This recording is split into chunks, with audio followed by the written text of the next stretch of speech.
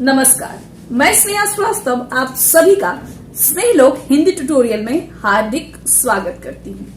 आज का हमारा ये क्लास सूरदास के पद से होगा।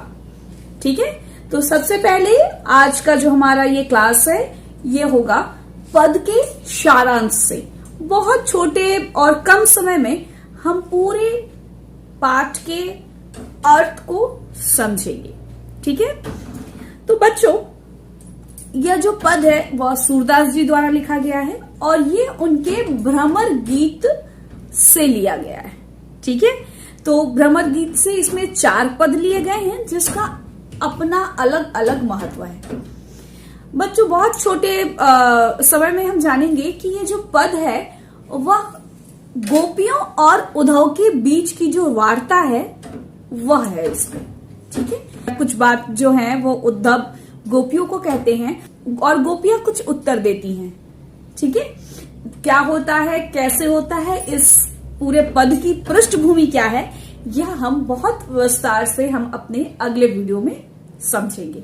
ठीक है, इस पद में गोपियों ने अपनी बड़ी ही चतुराई से गोपियों ने अपने मन के बात को उद्धव तक पहुंचाया है। उद्धव तक पहुंचाया, उद्धव से कहा नहीं, उद्धव तक पहुंचाया है ना। इसलिए पहुंचाया है क्योंकि जो उद्धव थे ना वो कृष्ण जी के संदेश को लेकर आए थे, है ना। लेकिन उद्धव क्या करते हैं, अपने ही ज्ञान और योग की बातें गोपियों को देने लगते हैं, जो बात गोपियों को पसंद नहीं आती।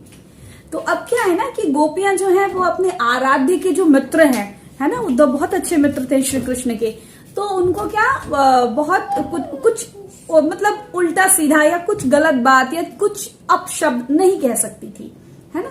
तो उसी समय जब उद्धव गोपियों को कुछ ज्ञान दे रहे थे, है ना, तो एक भंवरा आकर बैठ गया। गोपियों ने उस भंवरे को इंगित करते हुए, भंवरे को बताते हुए अपने बात को, अपने विचार को, अपनी भक्ति को उद्धव तक पहुंचाया था। ठीक है, तो पहले पद में क्या कहती हैं गोपियां, पहले पद में तो वो थी बहुत इंटेलिजेंट, है ना गोपियां, तो वो कह रही हैं उद्धव को बहुत ही मीन्स अच्छे शब्दों में कि उद्धव जी आप तो बहुत ही बड़भागी हो, बहुत लकी हो, आपकी जो आपका जो लक है ना, आपका भाग्य बहुत बढ़िया है। क्यों बढ़िया है? क्योंकि आप श्री कृष्ण के जो स्नेह या भक्ति से क्या है, बिल्कुल अछूते हैं, है ना। उनके पास रहकर भी उससे बिल्कुल अछूते हैं, जैसे कमल का पत्ता रहता है ना। और वो कहती हैं कि वो जो है वो क्या है, वो श्री कृष्ण की भक्ति में क्या है, बिल्कुल डूबी हुई हैं, है ना। और वो बहुत भोली भाली सीधी साधी हैं। जिस तरह से जो गुड़ के पास ना चींटियां अपने आप चली आती हैं, उस प्रकार से गोपियां अपने आप को बताती है बहुत सरल शब्दों में। इसमें गोपियों ने क्या किया है, इस पहले पद में तो उन्होंने उद्धव को बहुत ही बड़भागी कहा है, अच्छे भाग्य वाला कहा है, और कहा है कि आप अभी तक श्री कृष्ण के पास रहकर भी श्री कृष्ण की भक्ति से क्या है, बिल्कुल अछूते हैं, आपके भाग्य तो बहुत अच्छे हैं। और वो क्या है, बिल्कुल चींटियों की तरह है, जहां पे गुड़ जाएगा वहां चींटियां जाएंगी ही जाएंगी, तो अपने आप को श्री कृष्ण की भक्ति करने से बिल्कुल नहीं रोक सकती है। ठीक है, नेक्स्ट सेकंड पद में उन्होंने अपने विरह की, अपने दर्द की व्यथा को कहा है ना, अपनी विरह की व्यथा को, कि वो क्या कर रही थी, उनका इतने दिन से वो अपने दुख को अपने हृदय में ही रख रही थी और श्री कृष्ण के आने की बाट जो रही थी, है ना, वो वेट कर रही थी कि कब श्री कृष्ण आएंगे, है ना, और उन्हें दर्शन देंगे। लेकिन अभी क्या है, श्री कृष्ण आ नहीं रहे हैं, है ना, और उन्होंने उद्धव से ज्ञान का क्या किया है, संदेश भेजा है।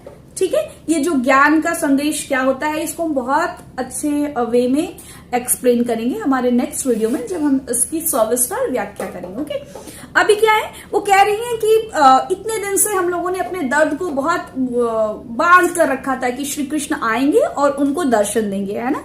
तो उनकी जो ये सारी व्यथा है वो क्या हो जाएगी, दूर हो जाएगी। लेकिन वो जहां से वो आशा कर रही थी कि श्री कृष्ण आएंगे, श्री कृष्ण ना आकर क्या कर रहे हैं, उद्धव को भेज रहे हैं, और उद्धव के साथ साथ उद्धव क्या लेकर आ रहे हैं, ज्ञान का संदेश लेकर आ रहे हैं। तो यह जो संदेश है ज्ञान का, वह गोपियों के लिए क्या है, बिल्कुल असहनीय है, वो नहीं सह सकती है इसको। उन्होंने जो श्री कृष्ण को रक्षा के लिए जहां से गुहार लगाई थी, उधर से ही श्री कृष्ण ने क्या किया है, उद्धव को भेज दिया है। अब वह अपने अंदर की जो मर्यादा है ना, जो वो इतने दिन से उन्होंने अपने आप को बांध कर रखा हुआ था, अब वे उस मर्यादा को बांध नहीं सकती हैं। ठीक है, अब उन्होंने क्या किया है, अपने धीरज को बिल्कुल खो दिया है। अब तीसरे पद में गोपियां अपने एक निष्ठ प्रेम की बात करती हैं। यहां पर प्रेम अर्थात भक्ति। ठीक है, एक निष्ठ मतलब एक, है ना। गोपियां बड़े ही सुंदर से कह रही हैं उद्धव को कि आप अपनी ये जो योग की बात है ना, ये जो आप निर्गुण ब्रह्म की उपासना करने की जो आप जो सीख दे रहे, जो ज्ञान दे रहे, वो आप मुझे हमें मत बताएं। क्यों ना बताएं? क्योंकि उन्होंने बड़े ही दृढ़ता, बहुत ही मजबूती के साथ श्री कृष्ण की भक्ति को अपने अंदर समाया हुआ है। तो बात है, और कह रही है कि ये जो ज्ञान है आप उनको जाकर दें जिनकी मन में चक्री होता था, जो बहुत चंचल होते हैं, है ना, जो एक को छोड़कर दूसरे को क्या कर सकते हैं, दूसरी चीज, एक को छोड़कर दूसरे को ले सकते हैं, लेकिन हमारे अंदर वो स्वभाव नहीं है। हमने श्री कृष्ण को बहुत ही मजबूती के साथ, उनकी जो भक्ति है उसको बहुत ही मजबूती के साथ अपने अंदर क्या किया हुआ है, आत्मसात किया हुआ है, उसको पकड़ा हुआ है। अब हम अपने अंदर से श्री कृष्ण की भक्ति को निकाल नहीं सकते। तो हमें जो आप ये ज्ञान की सीख दे रहे हैं, ये हमें देना बिल्कुल व्यर्थ है। आप उनको जाकर दें जिनका मन बहुत चंचल होता है, जो आपकी बात से हो सकता है शायद बदल जाए और आपकी बात को सुन ले। हमें ये सारी चीजें कहने का कोई भी मतलब नहीं बनता। चौथे पद में बच्चों गोपियां राजधर्म की बात कर रही हैं, है ना। वो कह रही हैं श्री कृष्ण क्या है, लगता है उन्होंने पॉलिटिक्स पढ़ लिया, राजनीति पढ़ लिया। ऐसे तो वो बहुत ही चतुर थे, अब तो लगता है वो और राजनीति पढ़कर वो ये सारी चीजें कर रहे हैं, है ना।